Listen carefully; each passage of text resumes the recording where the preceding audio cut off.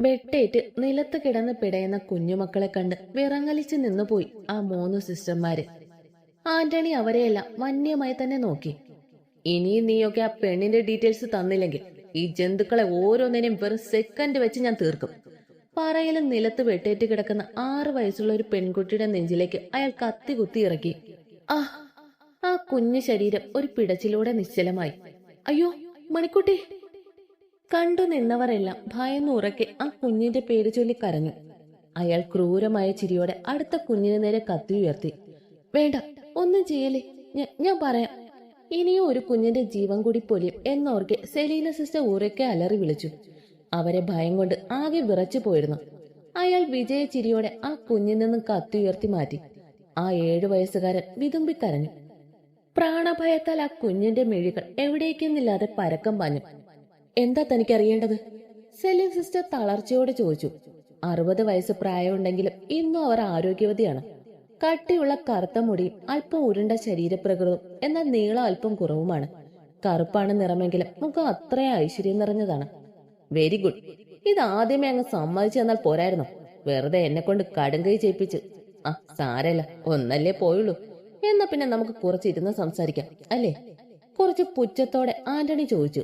അയാളുടെ കൂട്ടാളികളെല്ലാം അവിടെ ആർക്കും ഒന്ന് ചലിക്കാൻ പോലും സാധിക്കാത്ത വിധം ആയുധങ്ങളുമായി അവരെ വളഞ്ഞിരുന്നു. അതേസമയം ഡെവി ദേഷ്യത്തോടെ ഡെറിയെ നോക്കി കണ്ണുരുട്ടുകയായിരുന്നു. എന്തിനാടാ പന്ന മോനെ നീ കിടന്ന് വാതില് തല്ലി പൊളിച്ചേ? ദേഷ്യത്തോടെ ഡെവി അവന് നേരെ ചീറി. ഒന്നും തിരികെ പറയാതെ ഡെറി തന്റെ കയ്യിലിരുന്ന മൊബൈൽ അവന് നേരെ നീട്ടി. ഡെവി സംശയത്തോടെ മിഴികൾ കുറുക്കി ഡെറിയെ ഒന്ന് നോക്കി. അവന്റെ കൊല്ലുന്ന നോട്ടം കണ്ടതും ഡെറി അവനിൽ നിന്നും മുഖം തിരിച്ചു. ഡെവി ഫോൺ വാങ്ങി തന്റെ കാതോട് ചേർത്തു. ഹലോ! അത്രയും കടുപ്പമേറിയ അവന്റെ ശബ്ദം. ഡെറി ഡെവിയെ നിർവികാരമായി ഒന്ന് നോക്കി. കുഞ്ഞുമോനെ! തേങ്ങലോടെയുള്ള ആ ഒരു വിളി തന്റെ കാതിൽ പതഞ്ഞതും ഡെവി തന്റെ മിഴികൾ മുറുക്കി അടച്ചു കളഞ്ഞു. അവന്റെ വലത് കൈ മുഷ്ടി ചുരുട്ടി പിടിച്ചു അവൻ. ഞരമ്പുകളെല്ലാം പിടഞ്ഞു പൊങ്ങി വലിഞ്ഞു മുറുകിയ മുഖവുമായി തനിക്ക് മുമ്പിൽ നിൽക്കുന്നവനെ കണ്ട് ഡെറിക്കൽപ്പം ഭയം തോന്നി. മോനെ, അമ്മച്ചിയോടൊന്നും മിണ്ടടാ. വീണ്ടും ദയനീയമായ സ്വരം.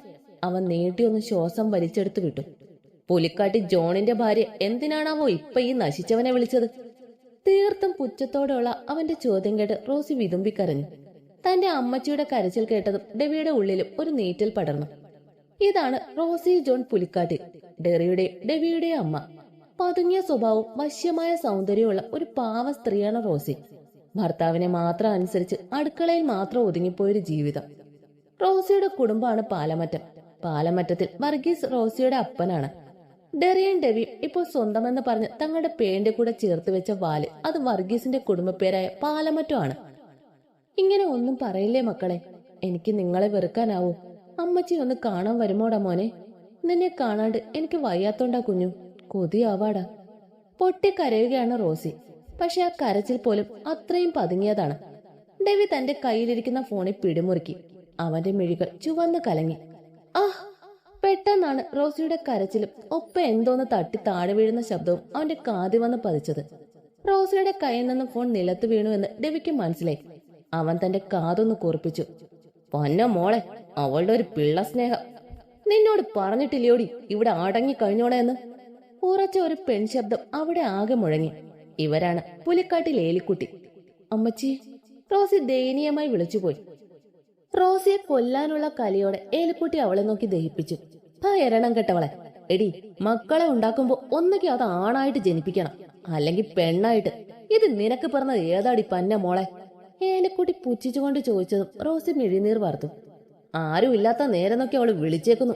അടങ്ങി നിന്നോണം, ഇല്ലെങ്കിൽ ഇരു ചെവിയാറാതെ കൊന്ന് കുഴിച്ചു മൂടി ഞാൻ. അറിയാലോ നിന്റെ കെട്ടിയവൻ, അതായത് എന്റെ മൂത്തമ്മൻ ജോണിക്കുട്ടിയോട് ഞാൻ ഒരു വാക്ക് പറഞ്ഞാ മതി, അവൻ തീർത്തു തരും നിന്റെ ഈ സൂക്കേട്. പറയിലും കാലുമടക്കി റോസിക്കിട്ടൊന്ന് കൊടുത്തിരുന്നു ഏലിക്കുട്ടി. പെട്ടെന്ന് കിട്ടിയ ചവിട്ടി റോസി തറയിൽ വീണുപോയി. ഒന്നും മിണ്ടാതെ ആ സ്ത്രീ കണ്ണീർ പൊഴിച്ചു. റോസിക്ക് ഈ കാര്യം തന്റെ ഭർത്താവ് അറിയുമോ എന്ന് ഭയം തോന്നി. ഏലിക്കുട്ടി അവളെ ഒന്ന് കടുപ്പിച്ചു നോക്കിക്കൊണ്ട് അവിടെ നിന്നും പോയതും റോസി ഏങ്ങി കരഞ്ഞു. ഡെവി തന്റെ കയ്യിലെ ഫോൺ ദേഷ്യത്തോടെ നിലത്തേക്ക് വലിച്ചെറിഞ്ഞു. ഡെറി ഒരു നിമിഷം ഞെട്ടിപ്പോയി. അവൻ എന്താണ് സംഭവിച്ചതെന്ന് മനസ്സിലായില്ല. എത്രയൊക്കെ ദേഷ്യമുണ്ടെങ്കിലും റോസിക്കുട്ടി വിളിച്ചു കഴിഞ്ഞാൽ അവന് ശാന്തത നിറയാറാണ് പതിവ്. ഡെറി ഡെവിയെ ഒന്ന് സൂക്ഷിച്ചു നോക്കി. കണ്ണൊക്കെ ചുവന്ന് കലങ്ങി മിഴികളിൽ ആരോടുള്ള പക നിറച്ച് അത്രയും ഭയാനക രൂപത്തിൽ നിൽക്കുന്നവരെ ഒന്ന് വിളിക്കാൻ കൂടി ഡെറിക്ക് ഭയം തോന്നി. ഡെവി വേഗം തന്നെ അവിടെ നിന്ന് താഴത്തെ നിലയിൽ സെറ്റ് ചെയ്തിട്ടുള്ള മിനി ബാറിലേക്ക് പോയി. ഡെറി നിലത്ത് 2 പീസായി കിടക്കുന്ന തന്റെ ഫോണിനെ നോക്കിയൊന്ന് നെടുവേർപ്പെട്ടു. പെട്ടെന്നാണ് ഡെറിക്ക് അച്ചുവിനെ കുറിച്ച് ഓർമ്മ വന്നത്. അവൻ പതിയെ മുറിയുടെ ഡോർ തുറന്ന് അകത്തേക്ക് നോക്കി. ബെഡിൽ ആരെയും കാണാതെ വന്നതും അവന്റെ മുഖം ഒന്ന് ചുളിഞ്ഞു. അവൻ പതിയെ അകത്തേക്ക് കയറി. ആ മുറിയാകെ ഒന്ന് കണ്ണോടിച്ചു. അവിടെ കണ്ട കാഴ്ചയിൽ ഒരു നിമിഷം ഡെറി തറഞ്ഞു നിന്നുപോയി. അതേസമയം മാധവ് ആന്റണി നീട്ടിയ മഞ്ഞ ഫയലിലേക്ക് തിളങ്ങുന്ന മിഴികളോടെ നോക്കി. അവൻ വേഗം തന്നെ അത് കൈക്കലാക്കി. വല്ലാത്ത ആകാംക്ഷ നിറഞ്ഞിരുന്നു അവനെ. വിമലിലും അതേ അവസ്ഥയാണ്. മാധവ് പതിയെ ആ ഫയൽ ഓപ്പൺ ചെയ്തു. ആദ്യ പേജ് കണ്ടതും അവന്റെ മിഴികൾ വിടർന്നു തിളങ്ങി. അച്ചുവിന്റെ ഫോട്ടോയിലേക്ക് അവൻ കൊതിയോടെ നോക്കി. വിടർന്ന മിഴികളും നല്ല ഗോതമ്പിന്റെ നിറവും ചുവന്ന കുഞ്ഞു ചുണ്ടുകളും ഒക്കെ സുന്ദരിയായൊരു കുഞ്ഞു പെണ്ണ്. അവന്റെ മനസ്സ് അവളുടെ അരികിലേക്ക് എത്താനായി തുള്ളിച്ചാടി. വിമൽ, ഇനി ഇവൾ എവിടെ ഉണ്ടെന്ന് കൂടി കണ്ടെത്തണം. അതത്ര വലിയ പണിയാണെന്ന് എനിക്ക് തോന്നില്ല. ആതിര, എന്റെ ആദി, സുന്ദരി തന്നെ, അവൻ വിമലിനോട് ആവേശത്തോടെ പറഞ്ഞു. വിമലിന്റെ മിഴികളും ആ ചിത്രത്തിൽ ഒരു വേള കുടുങ്ങി. അവന്റെ മിഴികളും വല്ലാതെ വിടർന്നു പോയി. ആ വലിയ മുറിയുടെ ഒരു മൂലയിൽ അഴിഞ്ഞുലഞ്ഞ സാരിയുമായി ചുരുണ്ട് കിടക്കുന്ന അച്ചുവിനെ കണ്ട് ഡെറിക്ക് വല്ലാത്ത സങ്കടം തോന്നി. ഡെവി പുറത്തേക്ക് ഇറങ്ങിയതും ബെഡിൽ നിന്നും പിടഞ്ഞിറങ്ങി ആ മുറിയുടെ ഒരു മൂലയ്ക്ക് പോയി ചുരുണ്ടിരുന്നതാണ് അവൾ. ഡെവി പിടിച്ചു ഉലച്ചതുകൊണ്ടും സാരി ഉടുത്ത് പരിചയമില്ലാത്തതുകൊണ്ടും പാവാടയുടെ കെട്ട് ലൂസ് ആയതുകൊണ്ടും എല്ലാം കൂടി അവളുടെ സാരി ആകെ ഊർന്നു വീഴുന്ന അവസ്ഥയിലായിരുന്നു. മനസ്സിന്റെ പിടച്ചില് അവൾ അതൊന്നും അറിഞ്ഞിരുന്നില്ല എന്നതാണ് സത്യം. ഡെറി വേഗം അവൾക്കടുത്തേക്ക് ചെന്ന് അവളുടെ തോളിൽ കൈവച്ചു. കൊച്ചേ, അവൻ ആദരമായി വിളിച്ചതും പെട്ടെന്ന് ഭയന്ന് വിറച്ചുകൊണ്ട് അവൾ ചാടി എഴുന്നേറ്റതും സേഫ്റ്റി പിൻ പൊട്ടി ഉലഞ്ഞുപോയ സാരി അത് മൊത്തത്തിൽ ഊർന്ന നിലത്തേക്ക് വീണിരുന്നു. അച്ചുവിന് വീണ്ടും കരച്ചിൽ വന്നുപോയി. മറ്റൊരുവന് മുമ്പിലാണ് താനിപ്പോ അർത്ഥനഗ്നയായി നിൽക്കുന്നത്. കൈകൾ ഉയർത്തി തന്റെ മാറിടൊന്ന് മറയ്ക്കാൻ പോലും മറന്ന് അവൾ അവന് മുമ്പിൽ തറഞ്ഞു നിന്നുപോയി. ഡെറി അതൊന്നും ശ്രദ്ധിക്കാതെ ഒരു കൈകൊണ്ട് അവളെ തന്നോട് ചേർത്ത് പിടിച്ചതും വിറച്ചു പോയി അവൾ. ഭയം കൊണ്ട് അവളുടെ നെഞ്ച് പൊട്ടിപ്പോകും പോലെ തോന്നി. ശരീരത്തിൽ പുഴു അരിക്കും പോലെ സ്വയം അറപ്പ് തോന്നി അവൾക്ക്. എന്തിനാ കൊച്ചേ, അറിഞ്ഞൂടെങ്കിൽ ഇതൊക്കെ വാരി ചുറ്റാൻ പോയത്? വാ, ഇച്ചൻ കുഞ്ഞിന് വേറെ ഉടുപ്പെടുത്തു തരാം. വാത്സല്യത്തോടെ അവൻ അവളോട് പറഞ്ഞുകൊണ്ട് ആ മുറിയിലെ ഒരു കബോർഡ് തുറന്ന് ഒരു നീല സ്കർട്ടും പിങ്ക് ബനിയനും എടുത്ത് കയ്യിൽ വെച്ചു കൊടുത്തു. ശരിക്കും അവന്റെ പ്രവൃത്തി അച്ചു ആകെ അമ്പരന്ന് പോയി. അപ്പോഴും അവന് മുമ്പിൽ താൻ നിൽക്കുന്ന കോല ഓർത്ത് അവൾക്ക് സ്വയം ജാള്യതയും വെറുപ്പും തോന്നി. ഡെറി അവളെ നോക്കിയൊന്ന് പുഞ്ചിരിച്ചു. അവൻ തലകുനിച്ചു നിൽക്കുന്ന പെണ്ണിനെ താടിത്തുമ്പി പിടിച്ച് അവളുടെ മുഖം തനിക്ക് നേരെ ഉയർത്തി. വീണ്ടും അവളെ ഭീതി നിറഞ്ഞു. ഡെറി അവളുടെ ഉലഞ്ഞുപോയ മുടി ഇഴകളൊക്കെ ഒതുക്കി വെച്ചു കൊടുത്തുകൊണ്ട് വിയർപ്പിൽ കുതിർന്ന ആ കുഞ്ഞുമുഖം തന്റെ കൈപ്പത്തി വെച്ച് അമർത്തി തുടച്ചു കൊടുത്തു. ശരിക്കും അച്ചു അവന്റെ പ്രവൃത്തികളെ തെറ്റിദ്ധരിച്ചു പോയിരുന്നു. അതുകൊണ്ട് തന്നെ വീണ്ടും അവളുടെ മിഴികൾ നിറഞ്ഞൊഴുകി. ഡെറി നിലത്ത് കിടന്ന അവളുടെ സാരി എടുത്ത് വാഷ് ബിന്നിലേക്ക് ഇട്ടു. പെട്ടെന്നാണ് ഡെവി മുറി തുറന്ന് അകത്തേക്ക് വന്നത്. അവനെ കൂടി കണ്ടതും അച്ചു ആകെ തകർന്നു പോയി. താലി കെട്ടിയവന്റെ മുമ്പിൽ അർത്ഥനഗ്നയായി മറ്റൊരുത്തന് മുമ്പിൽ നിൽക്കേണ്ടി വന്ന ഗതികേട്. തന്നെ ഒരു മോശം പെണ്ണായി അവൻ കരുതുപോ എന്നോർക്കെ അവളുടെ ഉള്ളിൽ വീണ്ടും ഭയം നിറഞ്ഞു. ഡെറി ഡെവിയെ ഒന്ന് കൂർപ്പിച്ചു നോക്കി. ഡെവി അതിനെ ഒന്ന് പുച്ഛിച്ചുകൊണ്ട് നേരെ അച്ചുവിന്റെ മുൻപിൽ വന്ന് നിന്നുകൊണ്ട് അവളെ ഒന്ന് ഒഴിഞ്ഞു നോക്കി. അവനിൽ നിന്നും പുറത്തേക്ക് വമിക്കുന്ന മദ്യത്തിന്റെ സ്മെൽ കാരണം അച്ചുവിന്റെ മുഖം ചുളിഞ്ഞുപോയി. അച്ചു അവന്റെ നോട്ടം കണ്ട് പൂക്കുല പോലെ നിന്ന് വിറച്ചു. ഇവനെ കൊണ്ട് ഡെറി പല്ല് കഴിച്ചുകൊണ്ട് വേഗം അച്ചുവിനെ ചെന്ന് തന്നോട് ചേർത്ത് പിടിച്ചു. അച്ചു അവന്റെ കയ്യിൽ കിടന്നൊന്ന് കുതറിയതും ഡെവി അവളെ നോക്കിയൊന്ന് പുച്ഛിച്ചു. എന്തിനാടി നീ അവന്റെ കൈ കിടന്നിങ്ങനെ പിടയ്ക്കുന്നത്? എന്തായാലും ഈ ലോകത്ത് വെച്ച് നിനക്ക് ഏറ്റവും വിശ്വസിച്ച് ചേർന്ന് നിൽക്കാൻ പറ്റുന്ന സ്ഥലമാടി ദേ ഈ നിൽക്കുന്നവന്റെ നെഞ്ച്. ഡെവിയുടെ വാക്കുകൾ കേട്ട് അച്ചു വീണ്ടും പകച്ചുപോയി. ഇയാൾ തന്നെ പങ്കുവെക്കുവാണോ എന്ന ചിന്ത അവളെ പിടിമുറുക്കി. ഇല്ലെങ്കിൽ തന്റെ പെണ്ണ് മറ്റൊരുത്തനോട് ചേർന്ന് നിൽക്കുന്ന ഏതെങ്കിലും ഒരു പുരുഷൻ ക്ഷമിക്കുമോ, അതും അർത്ഥനഗ്നയായി? അവളുടെ ചിന്തകൾ കാടുകയറി. എന്തിനാണ് താൻ ഇപ്പൊ ഇങ്ങനെയൊക്കെ ചിന്തിക്കുന്നത് എന്ന് പോലും അവൾക്ക് അറിയില്ലായിരുന്നു. നീ കൂടുതൽ കിടന്നങ്ങ് ചിന്തിക്കേണ്ട. ഇവൻ ഡെറിക് പാലമറ്റം എന്റെ കൂടെ പിറന്നവനാ. പിന്നെ ഞാൻ പറഞ്ഞില്ലേ പേടിക്കേണ്ടെന്ന്. നീ ഇനി തുണിയൊന്നും ഇല്ലാതെ നിന്നാലും അവനൊന്നും തോന്നില്ല.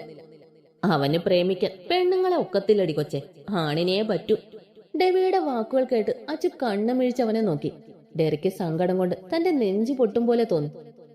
അച്ചു അവളും തന്നെ വെറുപ്പോടെ നോക്കുമോ എന്നോർത്ത് ഡെറിയുടെ നെഞ്ചു പിടഞ്ഞു. ഈ മുടിഞ്ഞവൻ കാരണം പെട്ടത് ഞാനാ. എന്റെ ജീവിതം, കുടുംബം, മാനം. ആ സാരല്ല, ഇവന് വേണ്ടിയല്ലേ. ഡെവി നല്ല ഫിറ്റായിരുന്നു. അവന്റെ പുലമ്പൽ കേട്ട ഡെറിയുടെ മിഴികൾ നിറഞ്ഞുപോയി. അച്ചുവിന് സത്യത്തിൽ ആശ്വാസം തോന്നി. ഒപ്പം ഡെറിയോട് വല്ലാത്തൊരു ഇഷ്ടവും. അതുവരെ തോന്നിയ അറപ്പും വെറുപ്പും എല്ലാം അവളിൽ നിന്ന് പോയി മറഞ്ഞു. സമാധാനത്തോടെ ഡെറിയുടെ നെഞ്ചോര അവൾ ചേർന്നു നിന്നു. ഡെവി അച്ചുവിനെ ഒന്ന് കൂർപ്പിച്ചു നോക്കി. ഇങ്ങോട്ട് വാടി, നിന്നെ എന്ന് എനിക്ക് അറിയണം. എന്റെ കുഞ്ഞിനെ എന്റെ കൈ വെച്ച് തരണം നീ. അവന്റെ അലർച്ചയിൽ അച്ചു പേടിച്ചു വിറച്ചുകൊണ്ട് ഡെറിയുടെ നെഞ്ചിൽ മുഖം പൂഴ്ത്തി. ഡെറി അത്ഭുതത്തോടെ അവളെ നോക്കി. അവൾക്ക് തന്നോട് വെറുപ്പൊന്നും ഇല്ലെന്ന് മനസ്സിലായതും അവൻ ഒത്തിരി സന്തോഷം തോന്നി. ഡെറി അവളെ ചേർത്ത് പിടിച്ചുകൊണ്ട് ഡെവിയെ കൂർപ്പിച്ചു നോക്കി. വെറുതെ കിടന്ന് അലറി എന്റെ കുഞ്ഞിനെ പേടിപ്പിക്കാതെ പോയി കിടന്ന് ഉറങ്ങടാ. ഡെറി പറയുന്ന കേട്ട് ഡെവിയുടെ മിഴികളൊന്ന് കുറുകി. ഡെറി അവനെ നോക്കി പ്ലീസ് എന്ന് കണ്ണു ചുരുക്കി. പിന്നെ ഒന്നും മിണ്ടാതെ അവൻ പോയി ബെഡിൽ കിടന്നു. അച്ചു ഇത് കണ്ട് കണ്ണു മിഴിച്ചു. ഡെവി ഒരാളെ അനുസരിക്കുന്നു, അതും അവളെ അല്പം കൗതുകം നിറച്ചു. ഡെറി കണ്ണുകൊണ്ട് അവനോട് കെഞ്ചിയതൊന്നും അവൾ അറിഞ്ഞില്ല. മോള് പോയി ഡ്രസ്സൊക്കെ മാറിയിട്ട് സമാധാനത്തോടെ പോയി കിടന്നുറങ്ങിക്കോ. ഡെറി അച്ചുവിന്റെ കവിളിലൊന്ന് തട്ടിക്കൊണ്ട് പറഞ്ഞിട്ട് അവിടെ നിന്ന് ഇറങ്ങിപ്പോയി. ഡെറി പോയതും അച്ചു കുറച്ചു സമയം അവിടെ തന്നെ നിന്നു. പെട്ടെന്നാണ് അവൾ വായുവിൽ ഉയർന്നു പൊങ്ങിയത്. തന്നെ എടുത്തുകൊണ്ട് ബെഡിനരികിലേക്ക് നടക്കുന്ന ഡെവിയെ കണ്ട് അവളുടെ ശരീരം വീണ്ടും ഭയത്താൽ വിറകൊണ്ടു. അച്ചു ഡെവിയുടെ കയ്യിൽ കിടന്നൊന്ന് കുതറി. അവൻ അവളെ വിടാതെ പിടിച്ചുകൊണ്ട് ബെഡിൽ കൊണ്ടിട്ടു. അച്ചു അവനെ ഭീതിയോടെ നോക്കി. അവൻ അവളെ കടുപ്പിച്ചൊന്ന് നോക്കിയിട്ട് ബെഡിൽ മറു സൈഡിലായി വന്ന് കിടന്നു. പേടിച്ച് മാറിപ്പോകാൻ ശ്രമിച്ചവളെ ഒരു കൈകൊണ്ട് വലിച്ച് നെഞ്ചോട് ചേർത്ത് വരിഞ്ഞു മുറുക്കി. അടങ്ങിക്കിടന്നില്ലെങ്കിൽ കാലെ വാരി നിലത്തടിക്കുഞ്ഞ്. അവന്റെ അലർച്ചയെ അച്ചു ശ്വാസം പോലും വിടാൻ മറന്നുകൊണ്ട് അവനോട് ചേർന്ന് കിടന്നു. ശ്വാസം മര്യാദയ്ക്ക് വിട്ടിട്ട് അടങ്ങിക്കിടന്ന് ഉറങ്ങാൻ നോക്കടി. ചെവിക്ക് അടുത്ത് വന്ന് മുരളുന്നവനെ കണ്ട് അച്ചു ഭയന്ന് ചുരുണ്ടുകൂടി. ഡെവിയുടെ മനസ്സിൽ ആ നിമിഷം റോസിയായിരുന്നു. തന്റെ മമ്മയുടെ ആ വീട്ടിലെ ഓരോ നിമിഷവും അവന് ഊഹിക്കാവുന്നതേ ഉണ്ടായിരുന്നുള്ളൂ. തന്നോട് ചേർന്ന് വിറച്ചു കിടക്കുന്നവളുടെ തലയിൽ അവൻ പതിയെ ഒന്ന് തലോടി കൊടുത്തു. ഏതോ യാമത്തിൽ അവളുടെയും അവന്റെയും മിഴികൾ അടഞ്ഞുപോയി. ഇതേ സമയം ഡെറി തന്റെ മുറിയിൽ നിർവികാരമായിരുന്നു.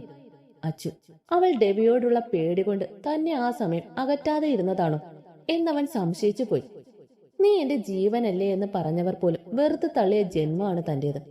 ആകെ തന്നെ മനസ്സിലാക്കിയത് അവനാണ്, തന്റെ കൂടപ്പിറപ്പ് ഡെവി. തന്നെ ചേർത്ത് പിടിച്ച് തന്റെ കഴിവുകേട് സ്വയം ഏറ്റെടുത്തുകൊണ്ട് എല്ലാവർക്കും മുമ്പിൽ തനിക്ക് വേണ്ടി മാത്രം വെറുക്കപ്പെട്ടവനായവനാണവൻ. അതോർക്കെ ഡെറിയുടെ നെഞ്ചു പിടഞ്ഞു. വലിയൊരു കുടുംബത്തിലെ രാജകുമാരന്മാർ തന്നെയായിരുന്നു ഡെവിയും ഡെറി. ആൺമക്കൾക്ക് പ്രാധാന്യം കൊടുക്കുന്ന കുടുംബമായതുകൊണ്ട് തന്നെ അവർക്ക് എല്ലാവിധ സൗഭാഗ്യങ്ങളും അവിടെ ലഭിച്ചിരുന്നു. പുലിക്കാട്ടിൽ കോട്ടയം പാലായിലെ പേരുകേട്ട ക്രിസ്ത്യൻ കുടുംബം. അവിടത്തെ കാരണവർ മാത്തുക്കുട്ടി ഭാര്യ ഏലിക്കുട്ടി തീർത്തും പഴമയിലൂടെ ജീവിച്ചു വന്നവരാണ്. കാലം മാറിയതൊന്നും അറിയാതെ ഇന്നും പഴംപുരാണങ്ങളും കെട്ടിപ്പിടിച്ച് നടക്കുന്ന 2 പേരാണിവർ. മാത്തുക്കുട്ടി മരിച്ചതിൽ പിന്നെ കുടുംബത്തിന്റെ ഭരണം അത് ഏലിക്കുട്ടിക്ക് മാത്രമായി മാറി. ഇവർക്ക് 3 മക്കൾ. മൂത്തവൻ ജോൺ പുലിക്കാട്ട്, ഭാര്യ റോസ്ലി. അപ്പന്റെ പാത പിന്തുടരുന്ന മകനാണ് ജോൺ. ഭാര്യയെ നിലയ്ക്ക് നിർത്തണം എന്ന് വിശ്വസിക്കുന്ന ഒരുവൻ. കുടുംബത്തിലെ മൂത്ത പുത്രനായതുകൊണ്ട് തന്നെ അവനാണ് അവിടുത്തെ രാജാവ്. ഏലിക്കുട്ടി കഴിഞ്ഞ അയാളുടെ വാക്കുകൾക്കാണ് അവിടെ പ്രാധാന്യം. കുടുംബ ബിസിനസ് എല്ലാം നോക്കി നടത്തുന്നത് ജോണാണ്. ഇവർക്ക് 3 മക്കൾ. David Pulikkat, Derrick Pulikkat. ഇരുവരും ഇരട്ടകളാണ്. ഇവർക്ക് താഴെ ഒരു പെൺകുഞ്ഞാണ്, ജൂലിയ പുലിക്കാട്ട് എന്ന ജൂലി.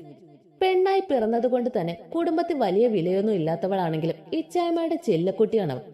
ഇപ്പോൾ ഡിഗ്രി 3rd ഇയർ പഠിക്കുന്നു. രണ്ടാമൻ അലക്സ്, ഭാര്യ ജിഷ. ഇവർക്കൊരു മകൻ ജെറി, ഡോക്ടറാണ്. സ്വന്തം ഹോസ്പിറ്റലിൽ തന്നെയാണ് വർക്ക് ചെയ്യുന്നത്. മൂന്നാമത്തവൾ മറിയ, ഭർത്താവ് റോണി. ഇവർക്ക് 2 മക്കൾ. മൂത്തവൾ അന്ന, മെഡിസിന് പഠിക്കുന്നു. ഇളയവൻ സോജൻ, ഡിഗ്രി 2nd ഇയർ പഠിക്കുന്നു. രാവിലെ ആദ്യം ഉണർന്നത് ഡെവിയാണ്. തന്റെ കൈക്കുള്ളിൽ പൂച്ചക്കുഞ്ഞിനെ പോലെ പതുങ്ങി കിടക്കുന്നവളെ കണ്ട് അവനൊന്ന് നെടുവീർപ്പിട്ടു. ജീവിതത്തിൽ ഒരു പെണ്ണ് വേണമെന്ന് ആഗ്രഹിച്ചിട്ടില്ല, പക്ഷെ തന്റെ രക്തത്തിൽ ഒരു കുഞ്ഞ്. ആ ചിന്ത പോലും അവനെ കുളിരണിയിപ്പിച്ചു. അച്ചുവിനെ ശല്യം ചെയ്യാതെ അവൻ എഴുന്നേറ്റ് വർക്കൗട്ട് ചെയ്യാൻ പോയി. ഡെറിയും ആ സമയം അവിടെ ഹാജർ വെച്ചിരുന്നു. ഇരുവരും ചേർന്ന് വർക്കൗട്ട് ചെയ്തു തുടങ്ങി. ഡെവി, നീ ആ കൊച്ചിനെ വെറുതെ ഉപദ്രവിക്കരുത്. അതൊരു പാവാടാ. ഒന്നുമില്ലെങ്കിലും ആരോരും ഇല്ലാത്ത ഒരു അനാഥ കൊച്ചല്ലയോ. അവൾക്ക് ഈ ഭൂമിയെ സ്വന്തം എന്ന് പറഞ്ഞ് ചേർത്ത് പിടിക്കാൻ ഇനി നീയല്ലേ ഉള്ളൂ. ഡെറി സൗമ്യമായി അവനോട് പറഞ്ഞു. നിനക്ക് സഹതാപം തോന്നിയ അവളോട്? എങ്കിൽ എനിക്ക് അങ്ങനെയല്ല. ആർക്കു വേണ്ടി ഞാൻ എന്റെ രീതികൾ മാറ്റില്ല. അവളെന്നെ സഹിച്ചേ മതിയാകൂ. ഡെവി ഗൗരവത്തോടെ തന്നെ പറഞ്ഞു. എടാ, ഞാൻ പറയുന്നത് നീ ആദ്യം ഒന്ന് മനസ്സിലാക്ക്. മതി, എനിക്കറിയാം എന്ത് വേണമെന്ന്. നീ കൂടുതൽ കിടന്ന് കിളയ്ക്കാതെ ഹോസ്പിറ്റലിൽ പോവാൻ നോക്ക്. ഡെവി കടുപ്പിച്ച് പറഞ്ഞത് പിന്നെ ഡെറി ഒന്നും മിണ്ടിയില്ല. അവനോട് പറഞ്ഞിട്ട് കാര്യമില്ലെന്ന് അവന് നന്നായി അറിയാമായിരുന്നു. അച്ചു ഉണരും മുമ്പ് തന്നെ ഇരുവരും ഇറങ്ങിയിരുന്നു. ഡെവിയും കുറച്ച് ഗാർഡ്സും കൂടി ഓഫീസിലേക്ക് പുറപ്പെട്ടു. ഡെറി ഹോസ്പിറ്റലിലേക്കും. അച്ചു പതിയെ കണ്ണു ചിമ്മി തുറന്നു. 2-3 ദിവസത്തിന് ശേഷം നന്നായി ഒന്ന് ഉറങ്ങിയത് കൊണ്ട് തന്നെ അവൾക്ക് ശരീരത്തിനൊക്കെ ഒരു ഉന്മേഷം തോന്നി. പെട്ടെന്നാണ് താൻ ഡെവിയുടെ മുറിയിലാണെന്നുള്ള ബോധം അവൾക്ക് വന്നത്. ബെഡിൽ നിന്നും ഭയത്തോടെ അവൾ ചാടിയിറങ്ങി. ചുറ്റും നോക്കിയതും അവൻ അവിടെയെങ്ങും ഇല്ലെന്ന് കണ്ട് അവൾക്ക് അല്പം ആശ്വാസം തോന്നി.